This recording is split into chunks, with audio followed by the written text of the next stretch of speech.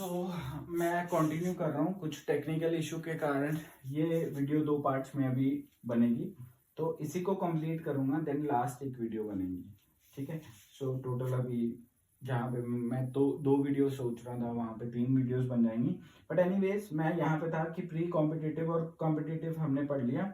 अब pro competitive और non competitive क्या होता है। देखो, जो प्रो कॉम्पिटिटिव होता है ना, वो होता है इंटर इंडस्ट्री का मतलब होता है 2 अलग अलग इंडस्ट्री। जब 2 अलग अलग इंडस्ट्री जो है वो कोलैबोरेट करती हैं, है ना, जब 2 अलग अलग कंपनीज कोलैबोरेट करेंगी, that is called your pro competitive. और नॉन कॉम्पिटिटिव क्या होगी, जहां पे एक दूसरे के साथ कोई ज्यादा लेना देना नहीं है, बट इंट्रा इंडस्ट्री है, मतलब विद इन आर इंडस्ट्री ही हम कोलैबोरेट कर रहे हैं। ठीक है। From the same type of industry we are collaborating, that is called your non competitive. उनमें आपस में कोई कॉम्पिटिशन नहीं है। ठीक है। So this is called this is your different type of external alliance that is possible. ठीक है। तो ये उसमें होता है। जॉइंट वेंचर्स 2 तरह के होते हैं, लॉन्ग टर्म जॉइंट वेंचर, एक contract joint venture. Joint venture मतलब 2 कंपनीज इकट्ठी आई और वो कहते हैं हमने नया प्रोडक्ट लॉन्च करना है। ठीक है। एक नया वेंचर, नया ही इंडस्ट्री खड़ी करनी है। उस केस में 2 तरह की चीजें हो सकती हैं। एक तो लॉन्ग टर्म कॉन्ट्रैक्ट होगा जो कि इनडेफिनेट पीरियड टाइम के लिए होगा, बहुत लंबा कॉन्ट्रैक्ट। और एक होगा कॉन्ट्रैक्चुअल, थोड़ी देर के लिए उन्होंने इकट्ठे काम करना है, देन उन्होंने सेपरेट अपना हो जाना है। ठीक है। तो ये क्यों किया जाता है, कॉन्ट्रैक्ट क्यों किया जाता है, उसके 5 कंडीशन है, 5 चीजें हैं कॉन्ट्रैक्ट के लिए। तो पहले क्या है कि ये बहुत अनइकोनॉमिकल है। ठीक है। अनइकोनॉमिकल है, रिस्क कम हो जाता है उसमें, टेक्नोलॉजी भी शेयर हम कर सकते हैं। ठीक है। कॉम्पिटेंस और जो कैपेबिलिटी है वो इंक्रीज कर जाती है। मार्केट में एंट्री करना, इंटरनेशनल मार्केट में एंट्री करना इजी हो जाएगा अगर कॉन्ट्रैक्ट के साथ हम एक वेंचर लेके आते हैं। ठीक है। तो एक दूसरे की सपोर्ट हो जाती है ना, 2 कंपनी आपस में सपोर्ट कर रही हैं, तो मार्केट में इंटरनेशनली एंटर करना इजी है, रिस्क कम हो जाता है एक कंपनी का, है ना। फाइनेंशियल ज्यादा जो है प्रॉब्लम नहीं आती, क्योंकि दोनों कंपनीज जो है इकट्ठी मिलके चल रही हैं, कैपेबिलिटीज भी इंक्रीज कर जाएंगी, कंपनी का काम करने का तरीका बढ़िया हो जाएगा। नेक्स्ट आता है टेक ओवर या एक्विजिशन। अब टेक ओवर का मतलब होता है, देखो, टेक ओवर का मतलब होता है हमारे पास एक्वायर करना, किसी कंपनी को एक्वायर कर लेना। अब 2 सिचुएशन में हम लोग एक्वायर करते हैं कंपनी को। कब करते हैं, एक तो होता है एक्वायर, क्या क्या चीज को एक्वायर करना, उनके रिसोर्सेज को एक्वायर कर लेना, है ना, उनकी मैनेजमेंट को एक्वायर करना, उस पर पूरा कंट्रोल कर लेना। सो दिस इज कॉल्ड एक्वायर करना, है ना। अब इसमें आता है एक टेक ओवर बिड और एक होता है पोस्ट टेक ओवर इंटीग्रेशन। देखो, जो हम बात कर रहे हैं टेक ओवर बिड की, let me just see. Okay, take over bid जो होता है that is the first step in identification of company to be taken over.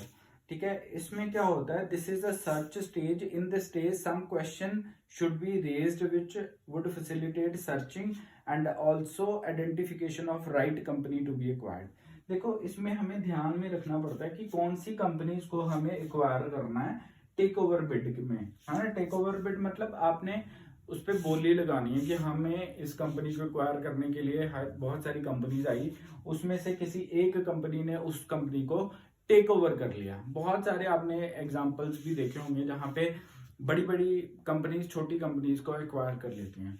अब कोई एग्जांपल अगर मुझे याद हो किसी कंपनी ने, हाँ, पीछे मैं एक टेक्निकल आपको दे रहा हूँ। इसमें ना एक कंपनी थी, जावा, आपने सुना होगा, आईटी इंडस्ट्री में जावा एक लैंग्वेज है, और उस जावा को डेवलप किया गया था इनिशियली सन माइक्रो सिस्टम के द्वारा। एक कंपनी थी सन माइक्रो सिस्टम, उसको ओवरटेक कर लिया किसने, बड़ी कंपनी ने। कंपनी का नाम था ओरेकल। 2010 में इसने एक्वायर कर लिया था सन माइक्रो सिस्टम कंपनी को। So that is the perfect example of this take over bid. Then आता है post take over integration. Post take over integration की अगर मैं बात करूं तो यहां पे क्या होता है आपका, यहाँ पे 2 जो कंपनीज हैं may take place in 2 ways, है ना। 2 तरीके से हम पोस्ट टेक ओवर इंटीग्रेशन कर सकते हैं। या तो हम मर्ज कर ले 2 कंपनीज को, ठीक है, मर्ज कर लें और keeping the acquired company independent. देखो दो कंपनीज मर्ज हो गई लेकिन है अलग अलग, मतलब उनके कल्चर, उनके स्टाफ को हमने कंबाइन कर दिया लेकिन नाम अलग अलग चल रहे हैं दोनों के, ठीक है। तो that is called your, that is one way to merge the company. Other way क्या है, कि हम लोग कंपनीज को एक्चुअल में मर्ज कर दें जिससे साइनर्जी प्रोड्यूस हो। What is synergy? साइनर्जी का मतलब दो अलग अलग वैल्यूज को जो लेके चलना, वो कम इफेक्टिव होगा। जबकि हम अगर हम दो चीजों को कंबाइन करके, दो कंपनीज को कंबाइन करके एक साइनर्जी प्रोड्यूस होती है। साइनर्जी मीन कि इंडिविजुअल कंपनी से ज्यादा बेटर परफॉर्मेंस हमारी, सिनर्जी मतलब ज्यादा बेटर परफॉर्मेंस आनी दो कंपनीज को मर्ज करके। एक एक कंपनी की परफॉर्मेंस से अगर कंपेयर करो तो दो कंपनीज की मर्ज की हुई परफॉर्मेंस ज्यादा बेटर आएगी, दैट इज कॉल्ड सिनर्जी, ठीक है। तो पोस्ट इंटीग्रेशन ओवर इंटीग्रेशन में दो तरीके हैं, या तो मर्ज कर दो और कंपनी के नेम अलग अलग रहने दो, या फिर आप मर्ज करो ताकि सिनर्जी प्रोड्यूस हो। सिनर्जी क्या होगा कि ज्यादा बढ़िया परफॉर्मेंस आपकी कंपनी की निकल के आएगी। So that's all for your diversification of strategy, जिसमें हमने रिलेटेड अनरिलेटेड पढ़ा और एक्सटर्नल एक्सपेंशन डाइवर्सिफिकेशन पढ़ा, जिसमें हमने स्ट्रेटेजिक अलायंस, ज्वाइंट वेंचर्स और टेक ओवर एक्विजिशन को स्टडी किया। अब हम नेक्स्ट वाले में एंड अप कर देंगे विद द मर्जर। मर्जर क्या होता है और डिफेंसिव स्ट्रेटजीज।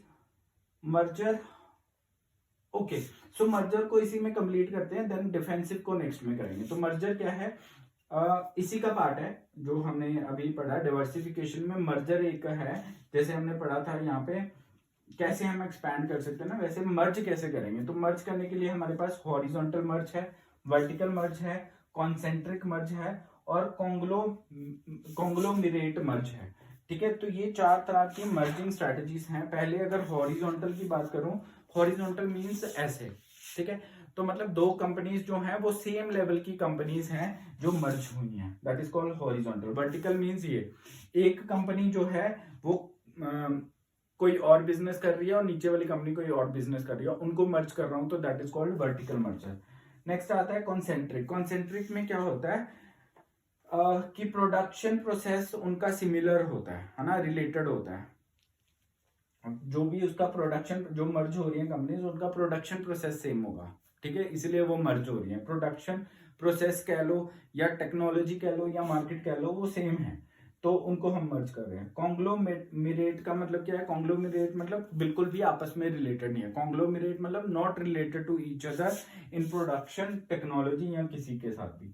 अब हम नेक्स्ट में करेंगे डिफेंसिव स्ट्रेटेजीज कौन कौन सी हैं और पोर्टर्स जेनरिक स्ट्रेटेजीज कौन कौन सी है। Thank you so much for watching this and please please please like कर देना एक, अगर पसंद आ रहा है ये वीडियोस। तो कोशिश है आज और कल सेकंड और थर्ड यूनिट को खत्म कर दूं। हालांकि मैं एक्चुअली थोड़े से काम में बिजी हो गया, जिसके कारण मेरी वीडियोस थोड़ी सी लेट आ रही हैं, but sorry for that. But in videos को अगर पढ़ते हो तो डिटेल में जाने की जरूरत नहीं है। Videos are enough to score good in your strategic management. Thank you.